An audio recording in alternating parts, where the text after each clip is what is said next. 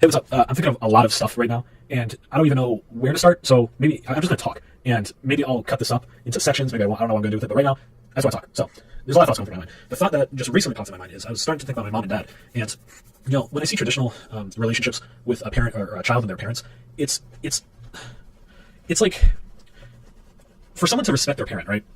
They have to they have to have all of their inner work done. They have to live by a certain philosophy. They have to. It's not even about smarts or like what they've done per se, but rather how content they are with themselves.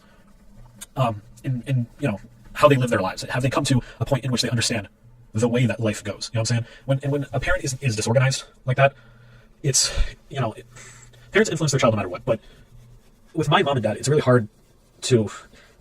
I don't know. Let me go back to my original point. When I see traditional, child mom and dad relationships, there's like a direct connection with the child and the parents. Like, I don't know how to explain it. With me and my mom and dad, I don't feel a loving, I don't know, connection. I don't feel that parental connection. It's more like a connection of, oh, hey, you raised me. Thanks. All right, I'm off now. You know what I'm saying? Like, it's not, I don't know. I care about them. I do love them. But it's not so ingrained. It's not so fundamental. You know what I'm saying? Like some people, they believe that they learn everything from their parents, right? That, that they look up to their parents. But I'm able to see right through my parents. I'm able to see what they're doing wrong. And oftentimes I teach them right and wrong and not the other way around. Which just like, you know what I'm saying? It doesn't feel like I've learned anything from them. My mom raised me, fed me, clothed me, brought me to school, but she didn't, there's no morals or ethics that I learned from her. Because my mom's usual way of solving things is to get angry, to get loud, to isolate herself, etc. And that's just not who I am personally. I don't solve things by getting angry and mad and then isolating myself. Maybe isolating myself, I don't know, but I don't solve things with confrontation, basically. And my mom does. And it's just like it's kind of like a disappointment because it's like, aren't you supposed to look up to your parent? Isn't the parent supposed to be teaching you things? And if I'm teaching them things, well then it's like the respect just kind of dwindles away. You know what I'm saying? If I can see right through them, then it's just... I don't know, man. It's like, have they really thought very deeply about philosophy? And like when I say, how the way that people respect their parents, it doesn't even matter like if they're book smart, if they're street smart. At the base level, what a child needs to look up to their parents is a philosophy that they live by. Even if they end up disagreeing with that philosophy, right? There's a philosophy that they live by. There's a code. There's some sort of inner structure that they have. With my parents, I don't really feel that. I kind of just see right through them. If I can predict how they're going to react to a situation, right? Then the respect just goes away because there's a respect in there's a respect in maybe not understanding someone 100%. I don't know. It's just I just don't feel the same connection with a traditional child and parent. I just don't. It's more like, okay, thanks for raising me. Goodbye. Like as cruel as that sounds. And it just makes me feel like I'm alone, personally. Like I have family, but I've never been close to them really. Whether it's because of my parents' generation, like whether they didn't get along with each other and therefore I never really hung out too much with other people, or a lot of it has to do with myself and the fact that I just don't connect with anybody in my family, man. Like I feel like they're all different. I just don't get it. There are some people that like they grow up and they're just like a mini version of their dad or their mom or whatever, you know what I'm saying? Like they're exactly alike. But I feel like I'm totally fucking different. They don't think like I do. And I'm not trying to sound arrogant. I'm just saying like the way that we think about things, what we think about is completely different.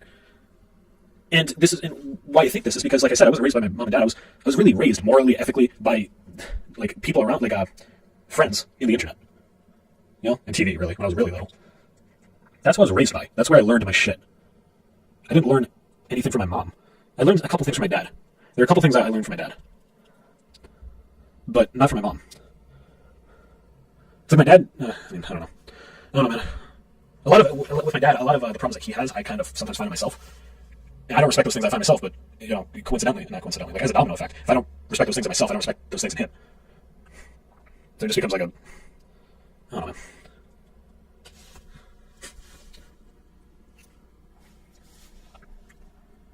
I just feel like I'm kind of alone, dude. Friends are my closest family. My friends are my closest family. My family is just kind of strangers that I live with.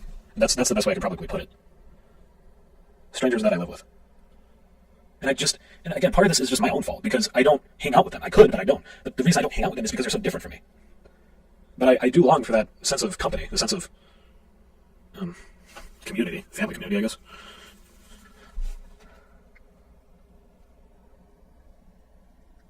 It makes me think, like, do they understand who I am? All the things that I'm into, do they understand? Or would they just find weird? I think they would just find it weird. Which makes me think, well, what's even the point? Of trying to form a relationship if they don't. If the things that I'm interested in, the things that I want to talk about, the way I talk about things, it won't, stick. Combine that with a language barrier. With people in my family that don't speak English really, and primarily speak, it's just kind of like, okay. It's crazy, man. I think outside of myself a lot, but then I realize, oh, holy shit, I was born from like the reason I say I step outside myself, I think I'm not trying to sound arrogant, but like I really think I do put myself in other people's shoes a lot. I think from other people's perspectives all the time that I forget I'm myself. I'm me. I'm not just like this like this conscious entity that's just kind of like sitting or floating in space. Which is kind of what I feel like I am sometimes. I'm here. I have a fucking body. I have fingers. What? Like I have existential crisis on the fucking daily, dude. I don't know if this is really like a recent thing. I think it's more of like a recent thing. I don't know. It's also crazy how we can have thoughts but then think about those thoughts. Like we're able to analyze things and then analyze the way we analyze things. You know what I'm saying? It's fucking nuts. We analyze things and then we're able to analyze the way we analyze things. And then we analyze that and then analyze that and then analyze that. Brains are insane, dude. It makes me think, like, I wrote up something about the virtual self. Maybe I'll post it. But it makes me think, like, is there a different way of thinking or, like, progressing that we don't know about? Probably. I mean, we're still humans. Like, we just have bigger ape-like brains. You know? But is there, like, some new way of processing information that is just so, like, we can't even... It's so different from us that we can't even wrap our head around it. Like, the way we think, our brains think, is, like, more of a... I think the best way to describe what I'm thinking is, like, how, like, normal computers versus quantum computers. So normal computers with code, it's things are directly related. It's an if-then system. It's this equals this. Is this connected to this? It's linear. This is this. But in a quantum computer, one thing can... In a normal computer, it's ones and zeros. In a quantum computer, one can be a zero and zero can be a one. And I feel like that's that type of way. That's the type of... That's the thought that I'm trying to convey. Is that, are we processing things in just such a different way that we can't even understand it? Like, fundamentally, are we processing information? It's just so different.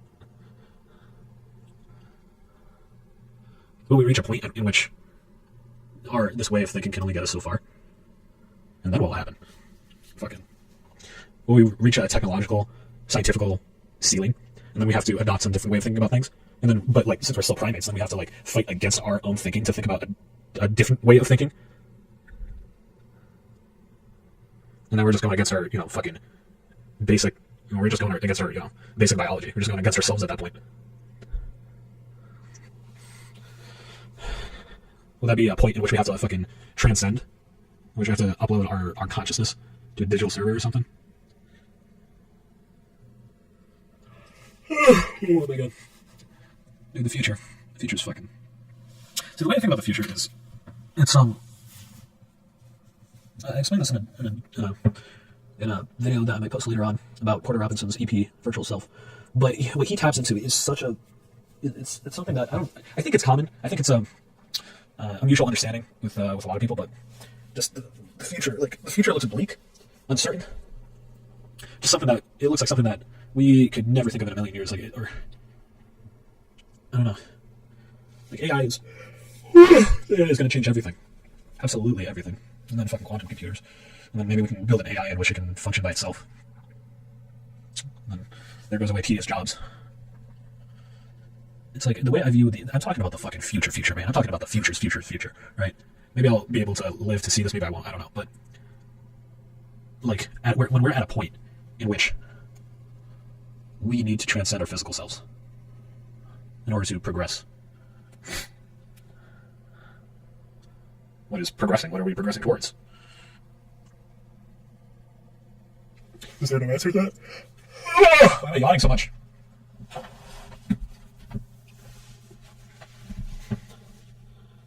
Is just all of existence is to exist? Is that all there is? So many philosophical questions, dude.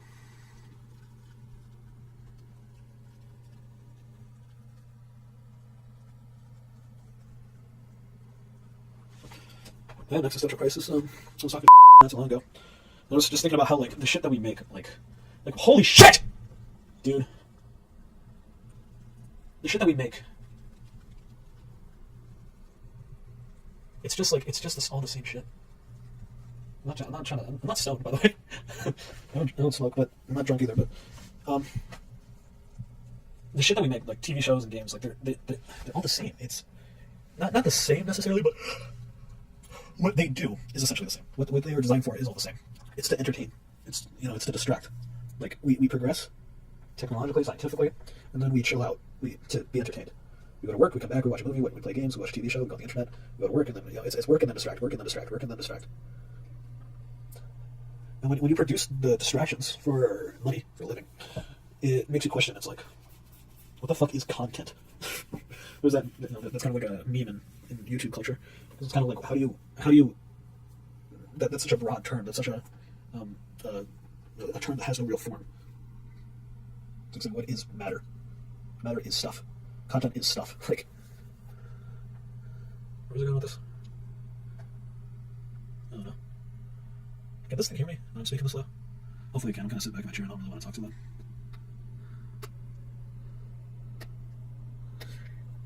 It's a constant existential dread of what the fuck am I doing with my life. I'm 21, dude. What? I feel like a child, and at the same time, I feel like an 80-year-old man. I feel like a fucking child, and I feel like an 80-year-old man at the same time. I feel like I don't, life has gone so fucking fast. At the same time. I don't know. Ignorance is bliss, dude. Ignorance is fucking bliss. If you don't know that you live in a fucking maze, this is from a poem from Higurashi. I'm telling you, dude, Higurashi is my favorite anime series of all time. It's a poem by one of the background characters in that anime. It goes along the lines of not knowing. It's just like ignorance is bliss, basically. If you don't know that you're in a maze, what good is it for someone to tell you that you're in a maze? If you find happiness within that maze, then so be it. So then it brings up the question: well, what is the end goal? Is it happiness or is it progression? Well, people can find happiness in progression, but the two are kind of mutually exclusive. Yeah. It's one thing to create new technology, and another thing to just fucking insert happy feelings into your brain. Which is the future that I was talking about. I feel like a child, and at the same time I feel like an 8-year-old man, dude. 21, what? I still have a life ahead of me, but at the same time so much time has gone by. I'm gonna fucking die one day? What? That's so far off. Why am I even thinking about that? But it's still on the fucking horizon. Like, it's there. I know it's around the corner. It's a long way, but over there, but it's coming. It's like, holy shit, man. How do we not have existential crisis all the fucking time, dude? We're gonna die. We're gonna cease to exist. Remember not existing? Not really. I don't either. we just know that there was nothing before we were here, and then we're just gonna go back to that, unless we find a way to fucking extend our lifespans, which will probably happen. But like within my lifetime, I'm talking about. But I don't think we'll reach a point of immortality in my lifetime. Maybe I could freeze myself. And then, we'll just get, generations and generations of people that are frozen. And then, once humans find a way to immortality, they'll, wake us up from, frozen slumber and be like, yo, we got immortality, do you want it or not? And then fresh out of fucking cryo sleep, we gotta deal with the option of dying or living on forever. Holy shit, dude. Either is so terrifying. It's like, do you continue to experience stuff, or do you just end it all? I don't fucking know. There's no one answer to things, man. I think this is one of the reasons why Ben Shapiro is right and wrong at the same time. It's like he, and Jordan Peterson too, they have a philosophy under religion, and it's sort of like, it's the idea that you have to believe in something higher than yourself for you to not go fucking crazy, for you to have some sort of order to your life. Yeah, there has to be something that you truly believe so that you don't go fucking insane. And when you don't believe in something, then shit just, you just go fucking crazy. Like I'm doing right now, and, I mean, they're right, but it's it's not that I don't want to believe in something, but if I don't subscribe to a religion, like if I subscribe to a religion, I'm not going to believe it because I don't. I believe that there's shit that we don't even understand that we still have to explore. It's just insane to me, dude. It is seriously just mind-boggling, dude. That we are all here. This is life. This is existence, dude. We were nothing. What was there before you were born? What do you remember? Nothing. There was nothing. And then you're just here. And then we don't even know why we're here or how we got here. It's the most insane thing. We don't know. We seriously don't fucking know. We're just here. It's like someone just started up a video game program and just like loaded up some fucking flat plane map and just placed humans on it. It's like, well, what the fuck do we do now? Like, we're just here. That's it. What?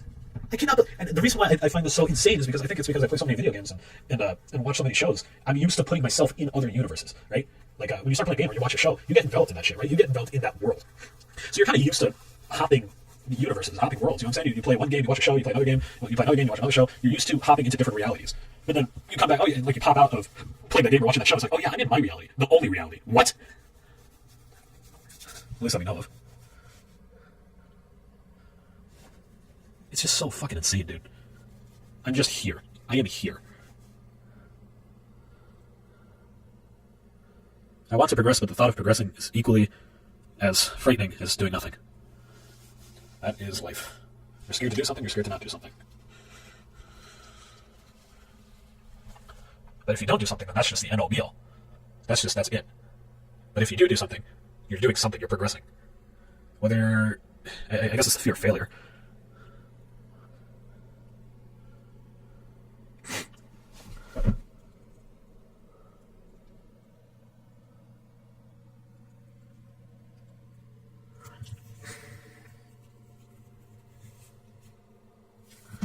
I guess it's the fear of failure, but it's like, damn, dude.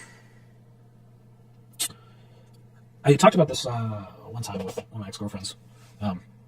Maybe other people, I don't know. But I think I've had this ever since I was a kid. I need to maybe look this up. But like, when I close my eyes, right? You know how people close their eyes to like think about something? I do that. Well, like sometimes when I like close my eyes, I shut my eyes for a couple seconds. Sometimes I don't literally see, but I can envision, I can think of just random, absolutely random thoughts pop into my head. I'm talking random things that have nothing to do with each other. They're just a weird combination of whatever. And I feel like it's almost an insight to my fucking brain and all the information stacked up there. Now, when you take a peep under the hood, when I close my eyes, I literally think of like the most random fucking shit. It's like a burst, like snapshots of images, random images for a couple seconds.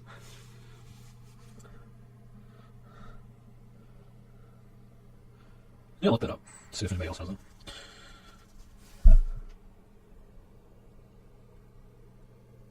It's my life.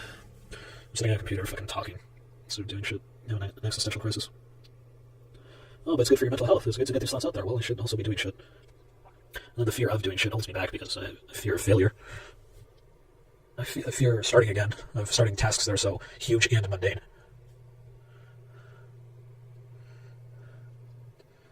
I was, a couple hours ago, I was looking up stuff about how to stop procrastination, because it's come to a point in my life where I've procrastinated my entire life. It is in my blood. It's who I am. I've always fucking done it. Ever since I was a kid, I've always procrastinated shit. And now that I'm an adult and like in college, the ramifications of procrastination are way more severe than when I was a kid. So I'm really kind of coming to terms with this kind of behavior at my age now. It's so weird to fucking talk about my age. So I feel like I'm a fucking teen, like a child, dude. At the same time, I have the mental capacity of an 80-year-old. It's so weird to say my age. I don't view myself as old or an adult or whatever. I don't know. Anyway, what was I talking about?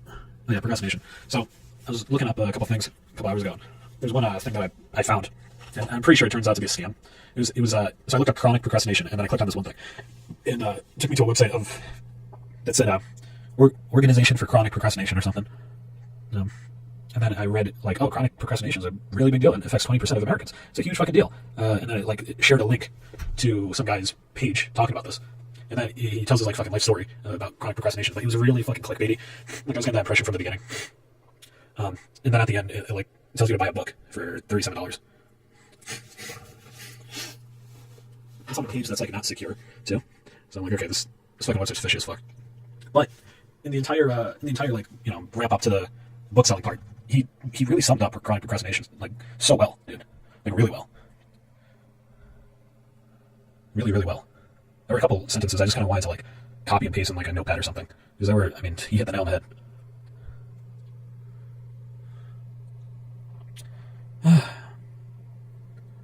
All right, I think that's gonna be it. I think I'm gonna end it there. Later.